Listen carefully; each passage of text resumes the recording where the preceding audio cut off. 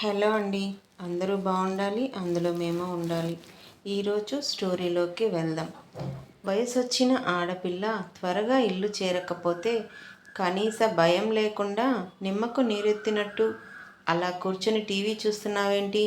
బయట నుంచి వచ్చిన భర్త అడిగిన ప్రశ్నకు ఏమాత్రం తొణుకు బెరుకు లేకుండా భర్త ఇచ్చిన పైకండువా అందుకుంటూ అదేమైనా చిన్నపిల్ల తప్పిపోవడానికి వస్తుందిలేండి అని భర్త మాటల్ని తేలిగ్గా తీసుకుని వంటింట్లోకి వెళ్ళింది. భర్తకు భోజనం వడ్డించడానికి. నారాయణ స్నానం చేసి వచ్చి భోజనం చేస్తుండగా లలిత వచ్చింది. ఏమ్మా, ఎందుకు లేట్ అయింది? కాలేజీ 5ంటికి అయిపోతుందిగా.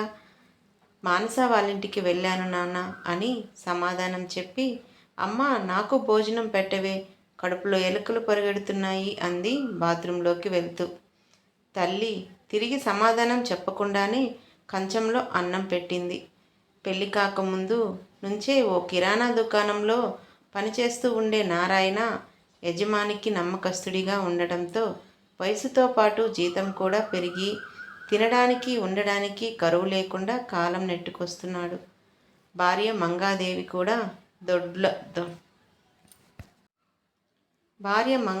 కూడా దొడ్డ ఇల్లాలే.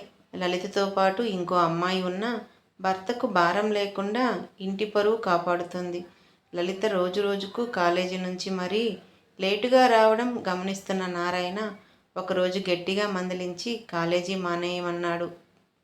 తర్వాత 4 రోజులు పద్ధతిగానే వచ్చి తిరిగి యథాప్రకారం లేటుగా రాసాగింది.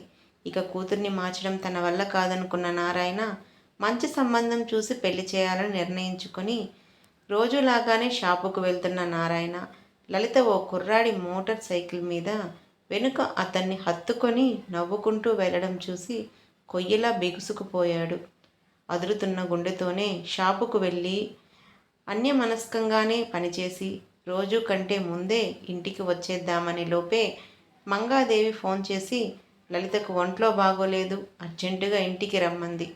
అప్పటికే కుదురులేని మనసుతో పరిపరి విధాలుగా ఆలోచిస్తున్న నారాయణ భార్య నుంచి వచ్చిన ఫోన్ కాల్తో కుదేలైపోయాడు. యజమానితో చెప్పి 15 గంటలో ఇల్లు చేరాడు. అప్పటికే లలిత అచేతనంగా మంచం మీద పడి ఉంది. కూతురికి ఏమైందని భార్యను ఆరా తీశాడు. ఉదయం నుంచి వాంతులవుతున్నాయట, మాత్ర వేసుకున్నా తగ్గలేదట, నీరసంతో వచ్చి అలా వాలిపోయింది. ఇప్పుడే డాక్టర్ గారు వచ్చి లలిత నెల తప్పి ఆపై మాట రాక 2 చేతులతో ముఖాన్ని కప్పేసుకొని పెద్ద పెట్టున రోదించింది మంగాదేవి. వింటున్న నారాయణ అలాగే కూర్చుండిపోయాడు, కుర్చీ మీద నిలువు కళ్ళేసుకొని. కాసేపటికే తేరుకున్నాక శవంలా పడి ఉన్న కూతుర్ని చూసి జాలిపడాలో కోప్పడాలో తెలియక పిచ్చివాడిలా ఉండిపోయాడు. సాయంత్రం 6 అవుతుంది. నెమ్మదిగా లేచి హాల్లోకి వచ్చింది లలిత. అప్పటికే తిండి తిప్పలు లేక భార్యాభర్తలిద్దరూ చారికలు కట్టిన కళ్ళతో దైన్యంగా చూస్తూ ఉన్నారు. నాన్న, నా గురించి మీరేమీ భయపడకండి. ప్రకాష్ మీరు భయపడినంత చెడ్డవాడేమీ కాదు. నన్ను తప్పక పెళ్లి చేసుకుంటాడు. నూతిలోంచి వస్తున్నట్టు ఉన్నాయి ఆ మాటలు. అమ్మ, ప్రతి మగాడు ముందు అలాగే మాట్లాడుతాడు. తీరా అవసరం తీరాక నడివీధిలోకి విసిరేస్తాడు ఎంగిలి విస్తరాకుల. తండ్రి మాటల్లోని అనుభవసారాన్ని గుర్తించలేని లలిత, నువ్వేమీ దిగులు పడొద్దు. వాళ్ళ నాన్న చాలా ఆస్తిపరుడు, పైగా సొసైటీలో పేరున్నవాడు. ప్రకాష్ చాలాసార్లు మా నాన్న పరువు కోసం అవసరమైతే ప్రాణం కూడా తీసుకుంటాడని అన్నాడు. మీరు ధైర్యంగా ఉండండి. రేపే వెళ్ళి ప్రకాష్ని కలిసి మీ దగ్గరకు తీసుకువచ్చి ఆ శుభవార్త అతని చేతే చెప్పిస్తాను అంది నిండైన ఆత్మవిశ్వాసంతో. మంగాదేవి ముఖంలో కాస్తంత నమ్మకం కనిపించినా నారాయణ వదనంలో ధైర్యం తాలూకా ఛాయలు కనిపించలేదు. మరునాటి ఉదయమే లలిత టిఫిన్ చేసి ప్రకాష్కు ఫోన్ చేసింది. అమ్మా, ప్రకాష్ అబిడ్స్లో ఉన్న తన గెస్ట్ హౌస్లో ఉన్నాడట. నేను వెళ్ళి విషయమంతా చెప్పి తీసుకువస్తాను అని తల్లితో చెప్పి వెళ్ళిపోయింది లలిత. నారాయణ మనసు బాగోక షాపుకు వెళ్ళలేదు. హాయ్ హనీ, ఏం చేస్తున్నావు అంటూ సోఫాలో కూర్చున్న ప్రకాష్ వెనుక వెళ్ళి మెడ చుట్టూ తన చేతులు వేసి అతని తలపై తన గడ్డం ఆంచి గారంగా అడిగింది. చేయడానికి ఏముంది, నీ గురించే ఆలోచిస్తున్నా అన్నాడు. ఆమె చేతులు విడిపించుకొని తన చేత్తో లలిత చేతిని పట్టుకొని ముందుకు తీసుకొని పక్కనే కూర్చోపెట్టుకున్నాడు. ఏమ్మా, నా గురించి ఏం ఆలోచిస్తున్నావు? ప్రతిరోజు ఒక్కో ప్లేస్కు వెళ్ళి ఎంజాయ్ చేస్తున్నాం కదా. ఈరోజు నా మూడ్ను ఎక్కడికి తీసుకెళ్లాలా అని ఆలోచిస్తున్నా. ఈరోజు మా ఇంటికే. ఎందుకు? ఎందుకంటే మా ఇంట్లో మన ఇద్దరి గురించి తెలిసిపోయింది. ఇంకో గుడ్ న్యూస్ ఉంది. ఏమిటంటే మన ఇద్దరం తల్లిదండ్రులు కాబోతున్నాం అంది మెరిసే కళ్ళతో. అయితే మనం వెళ్ళవలసింది హాస్పిటల్గా. మీ ఇంటికి దేనికి? హాస్పిటల్కి దేనికి? అబార్షన్ కోసం. అదేమిటి ప్రకాష్, మనం పెళ్లి చేసుకోవాలి కదా. Oh my dear silly poor moon, తెల్లారి లేచిన దగ్గర నుంచి మనమేమి చేయాలో మన చేతుల్లో లేదు. అంతా ఏఐ చెప్పిస్తున్నా ఈ రోజుల్లో ఇంకా పెళ్ళి వ్రతాలు అంటూ అమ్మమ్మ కాలం నాటి పద్ధతులు ఫాలో అవుతాను అంటావేంటి? బుద్ధిగా హాస్పిటల్కి వెళ్ళి అబార్షన్ చేయించుకొని 4 days రెస్ట్ తీసుకొని రా. మళ్ళీ ఎంజాయ్ చేద్దాం. భయంగా ఉంటే చెప్పు, తోడు వస్తా. అమౌంట్ లేకపోతే చెప్పు, ఇస్తా. లెట్ మీ సంథింగ్ అని జీవితాన్ని అంత తేలిగ్గా తీసుకున్న ప్రకాష్ మాటలకు లలిత దగ్గర సమాధానం లేదు. మెదడంతా మొద్దుబారిపోయింది. ఉన్న పలంగా గుండెపోటు వచ్చి చనిపోతే బావున్ను అనిపించింది లలితకు. అవేమీ పట్టనట్టు ప్రకాష్ సిగరెట్టును వెలిగించాడు. తన బ్రతుకును బుగ్గి చేసినట్టు దాన్ని బూడిద చేయడానికి. తన మీద అతనికున్న అభిప్రాయం ఏమిటో తెలిసాక ఇంకా అక్కడున్న ఫలితం శూన్యమని లేచి అదురుతున్న గుండెతో వెనుక నుండి ప్రకాష్ పిలుస్తున్నా పట్టించుకోకుండా బయటకు వచ్చేసింది.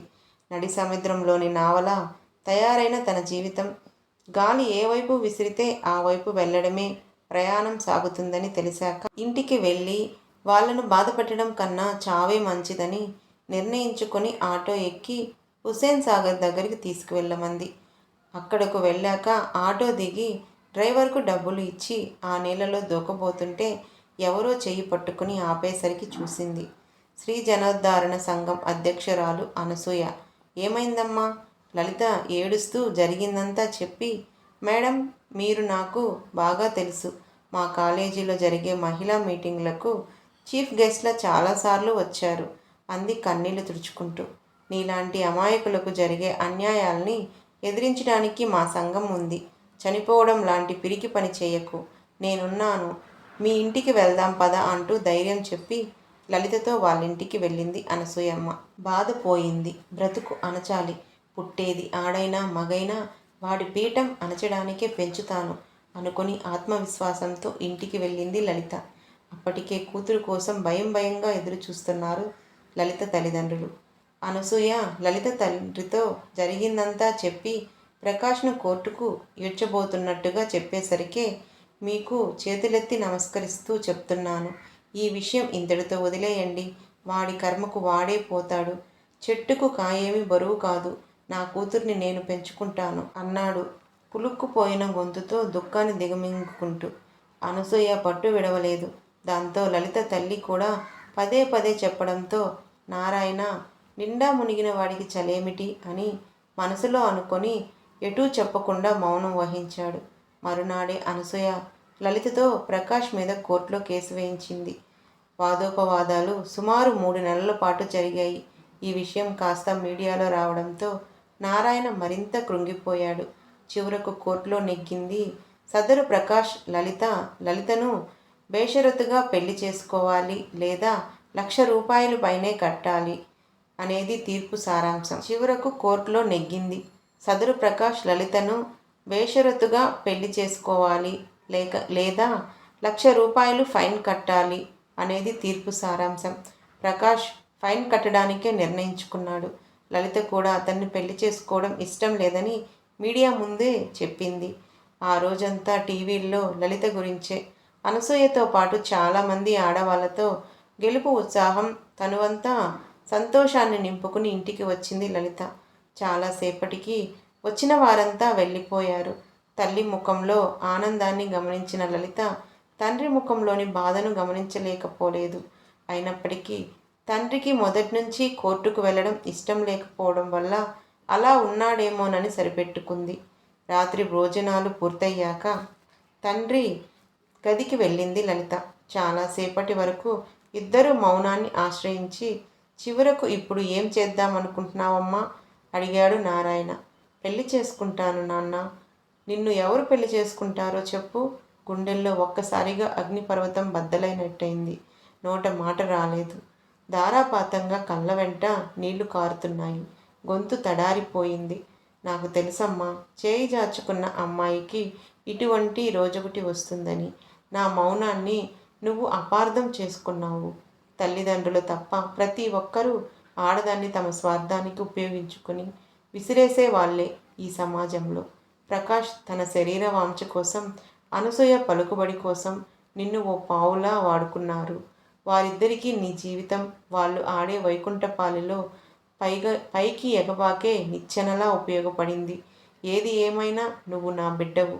నా కాలిలో ముళ్ళు గుచ్చుకున్నా విలవిలలాడేది నా మనస్సు. ఇంత పెద్ద కష్టం వస్తే కంటికి రెప్పలా కాపాడుకోనా అని నారాయణ లలితతో అన్నాడు. ప్రకాష్ శరీర వాంఛ కోసం, అనసూయ పలుకుబడి కోసం నిన్ను ఓ పావులా వాడుకున్నారు. వారిద్దరికీ నీ జీవితం వాళ్ళు ఆడే వైకుంఠపాలిలో పైకి ఎగబాకే నిచ్చెనలా ఉపయోగపడింది. ఏది ఏమైనా నువ్వు నా బిడ్డవు. నీ కాలిలో ముళ్ళు గుచ్చుకున్నా విలవిలలాడేది నా మనసు.